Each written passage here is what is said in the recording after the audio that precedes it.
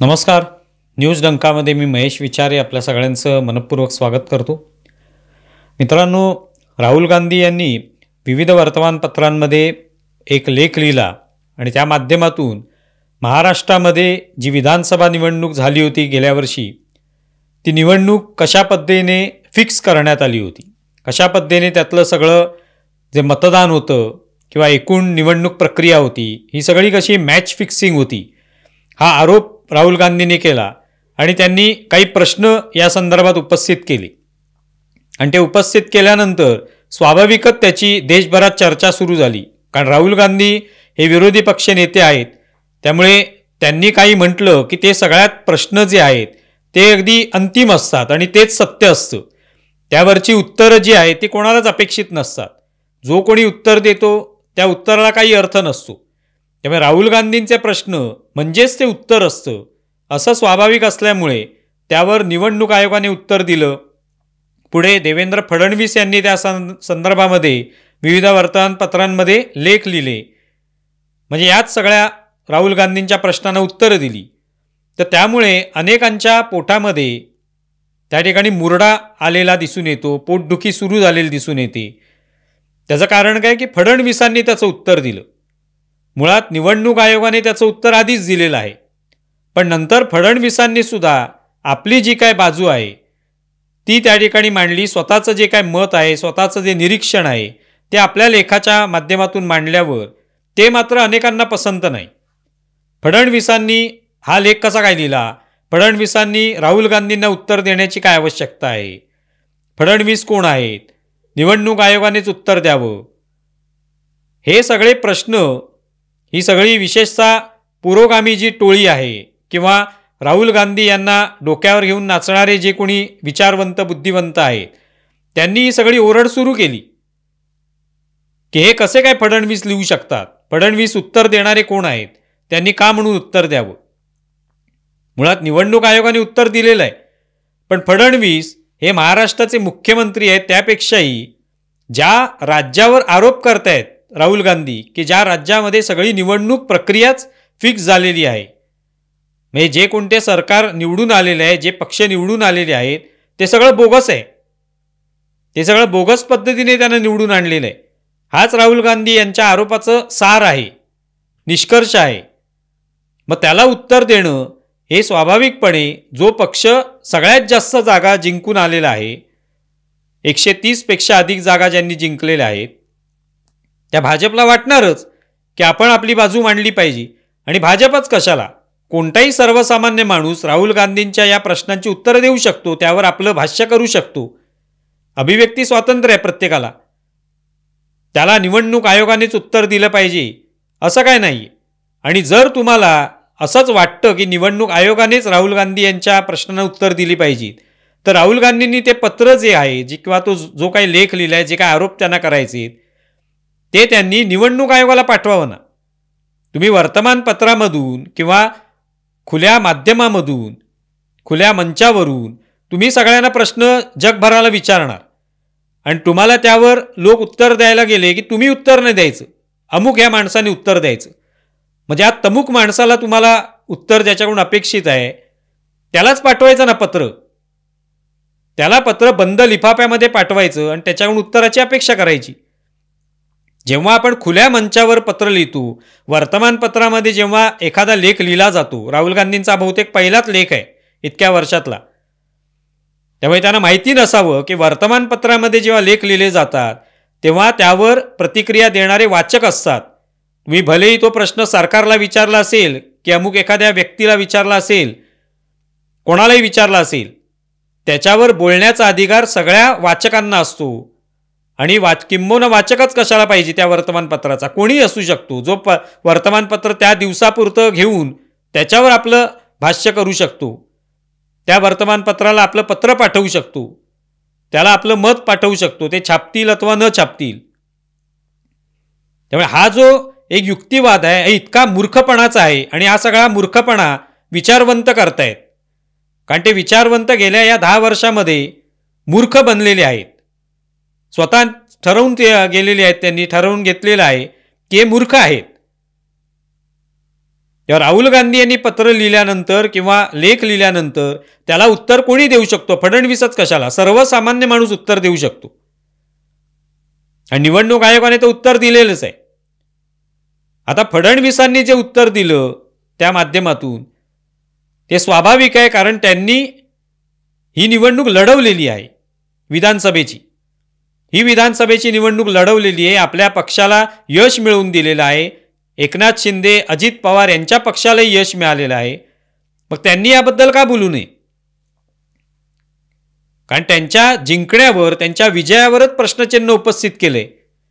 मग ते भलेही तुम्ही निवडणूक आयोगाला पत्र लिहिलं असलं तरी हे सगळेच फ्रॉड आहेत असं तुमचं म्हणणं आहे याचा अर्थ. मग त्याबद्दल आपली काहीतरी बाजू मांडता येऊ शकते की नाही? ती फडणवीसांनी मांडलेली आहे. पण त्यामुळे जी सगळी पुरोगामी टोळी आहे किंवा जे विचारवंत, बुद्धिवंत, लेखक वगैरे म्हणणारी मंडळी आहेत, यांना पोटदुखी होण्याचं कारण काय? देऊ दे फडणवीसांना उत्तर, त्याला राहुल गांधी पुन्हा उत्तर देतील. हे राहुल गांधी यांनीच फक्त लेख लिहायचे, राहुल गांधी यांनीच प्रश्न विचारायचे, उत्तरं कोणीच द्यायची नाहीत त्यांना. आणि शेवटी दिली तरी ती उत्तरं मान्य नसतातच.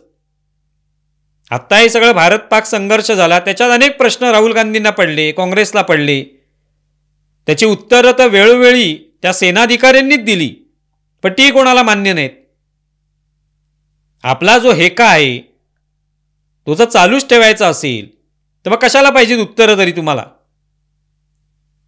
त्यामुळे प्रश्न विचारले जातात, मग त्यावर उत्तर देऊ दे ना कोणालाही, ज्याला कोणाला त्याच्यावर भाष्य करायचे ते ऐकून घ्या तुम्ही. लोकशाही आहे. आणि फडणवीस तर महाराष्ट्राचे मुख्यमंत्री आहेत. सत्ताधारी पक्ष, जो प्रमुख पक्ष आहे, ज्याला सगळ्यात जास्त जागा मिळालेल्या आहेत, त्या पक्षाचे नेते आहेत, ते आपली बाजू मांडणार. आणि हे जे प्रश्न विचारतात राहुल गांधी महाराष्ट्रातल्या या सगळ्या निवडणुकीबद्दल, ते 7 महिन्यांनी त्यांना का आठवण झाली हा प्रश्न येतो ना मनात. याचं उत्तरच राहुल गांधींनी पहिलं दिलं पाहिजे की मला पहिली 7 महिन्यांनी आठवण का झाली? आज निवडणुका कधीच होऊन गेल्या. तेव्हाही जेव्हा निकाल आले महाराष्ट्रातल्या विधानसभा निवडणुकाचे, तेव्हाही सगळेजण हबकलेलेच होते विरोधी पक्षातले, की लोकसभा निवडणुकीत एवढं यश मिळाल्यावर विधानसभा निवडणुकीत असं कसं काय पानिपत झालं आपलं, आणि त्यावरनं टीका होत होती.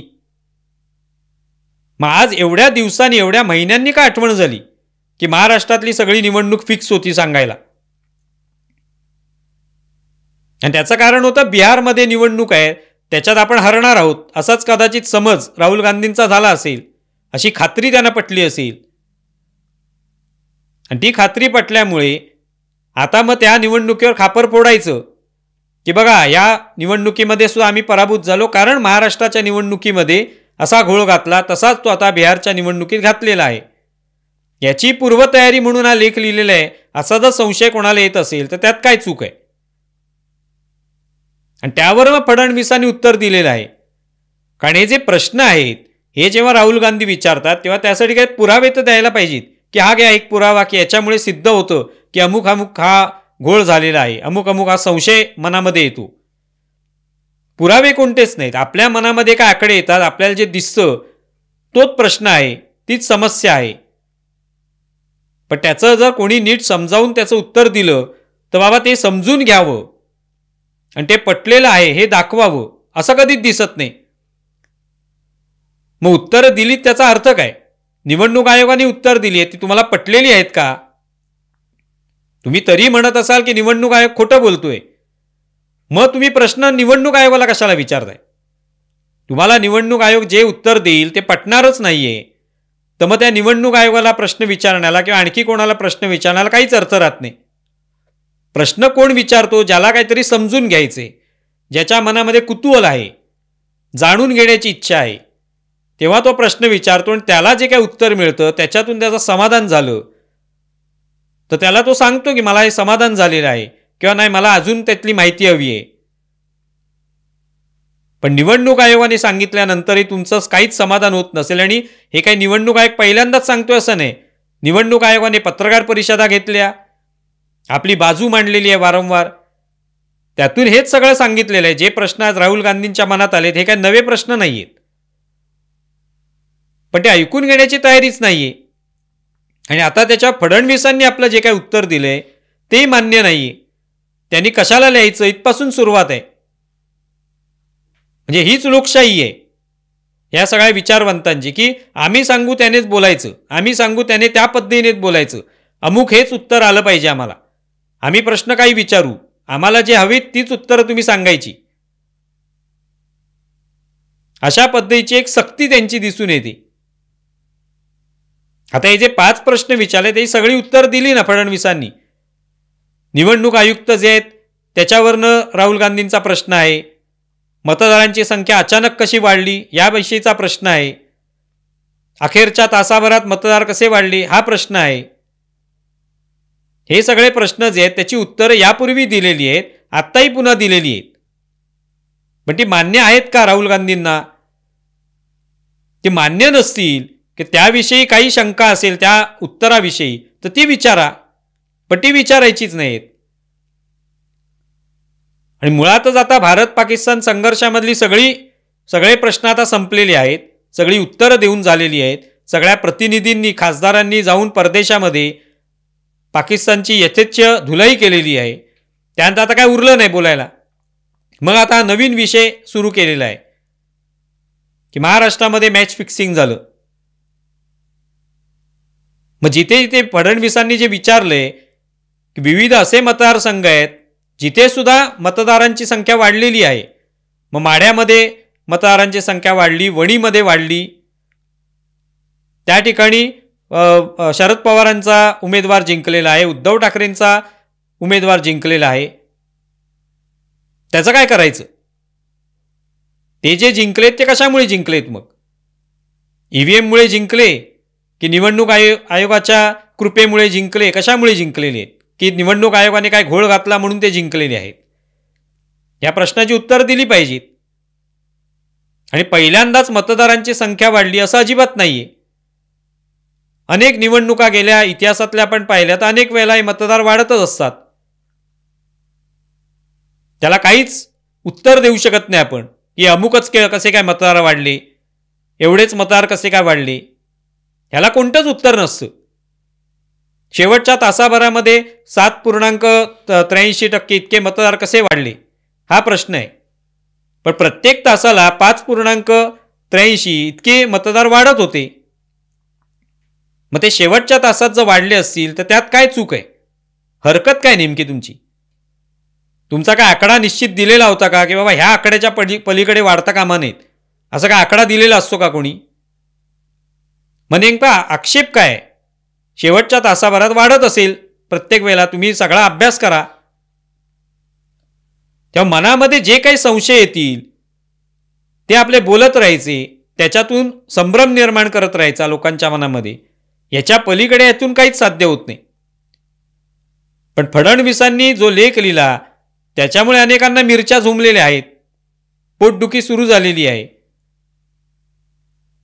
आणि त्यामुळे त्यांनी उत्तर देऊ नये, त्यांनी कशाला बोललं पाहिजे अशा पद्धतीचे बालिश प्रश्न जे आहेत ते उपस्थित केले जाऊ लागलेले आहेत. त्यामुळे हा सगळा जो काय प्रकार आहे हा संपूर्णपणे बालिशच आहे. आपण जेव्हा पराभूत होतो तेव्हा EVM निवडणूक आयोग हा दोषी असतो, आपण जिंकतो तेव्हा ते लोकांचं पाठबळ असतं, लोकांचा पाठिंबा असतो. अशी दुटप्पी भूमिका आहे, हे स्पष्ट झालेलं आहे वारंवार. त्यामुळे हे प्रश्न आणखी पुन्हा वर्षभराने पुन्हा राहुल गांधी एखादा लेख लिहितील आणि पुन्हा विचारतील की हा घोळ घातला गेलेला आहे. आणखी एखादी निवडणूक आली की तेव्हा पुन्हा एखादा लेख लिहितील आणि बघा महाराष्ट्रामध्ये कसा घोळ घातला होता हे सांगतील. तेव्हा हे सगळं जे आहे हे कुठेतरी पुन्हा पुन्हा संभ्रम निर्माण करणं, त्या व्यवस्थेविषयी अविश्वास निर्माण करणं. मग निवडणूक आयोग असेल, कोर्ट असेल, पोलीस दल असेल, लष्कर असेल, या सगळ्यांबद्दल एक अविश्वास निर्माण करायचा, लोकांच्या मनामध्ये एक कुठेतरी किंतु परंतु अशी भावना निर्माण करायची की हे काय आहे नेमकं, इथे काहीतरी नक्कीच घोळ झालेला आहे असं लोकांच्या मनात तयार व्हायला पाहिजे. हीच इच्छा असल्याचं याच्यानं दिसून येतं. तुम्हाला या संदर्भात काय वाटतंय जरूर कळवा. आमचा व्हिडिओ जास्तीत जास्त लाईक करा, शेअर करा आणि आमचं YouTube चॅनल सबस्क्राईब करा. धन्यवाद.